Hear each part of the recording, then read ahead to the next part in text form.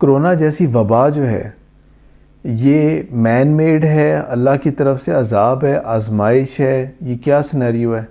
ایک تو یہ بھی ہو سکتا ہے کہ جو کچھ ہوتا رہا ہے دنیا کے اندر پچھلے اتنے سالوں کے اندر، یمن کے اندر دیکھیں کیا کیا، سعودی عرب، یو اے ای، ایران نے مل کے کس قدر ظلم کیا،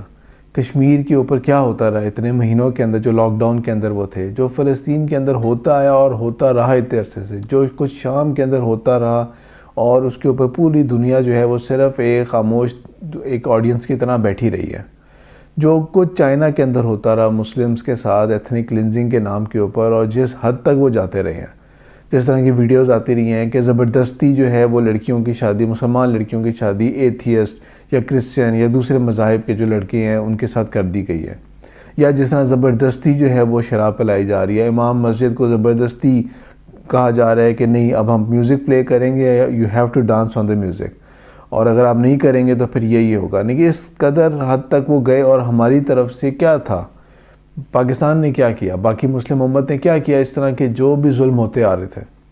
صرف 2015 سے لے کے اب تک یمن کے بارے میں یہ کہتے رہے کہ نہیں جی ریسٹرینٹ دکھائے، سعودی عرب ریسٹرینٹ دکھائے، ایران ریسٹرینٹ دکھائے، شام کے لیے ہم نے کیا بولا، کشمیر کے لیے سوائے تقریروں کے اور ٹویٹس کے علاوہ، اور ہم نے ایکچولی کیا کیا کشمیر کے لیے؟ کیا ظلم اس طرح ختم ہوتا ہے؟ ظلم کو یہ تو کچھ پتہ نہیں کہ یہ سب کچھ جو ہے جو ان لوگوں کی آہو پکار تھی، جن لوگوں کو لاک ڈاؤن میں رکھا ہوا تھا، جن سے زندگی کی چیزیں محروم کی گئی تھیں، جن کو ہر وقت موت کا خوف تھا، کیا پتہ یہ ان کی بد دعائیں ہیں جو ہمارے اوپر، پوری دنیا کے اوپر آئی ہیں۔ پوری دنیا نے جس طرح ظلم کو ہونے دیا اور کچھ نہیں کیا، اللہ تعالیٰ نے ایک ایسے ماحول پیدا کر دیا، ایسے حالات پیدا کر دیے کہ جس سے وہ گزر رہے تھے، پورا مزہ جو ہے وہ پوری دنیا اس کا چکھ کے دیکھے۔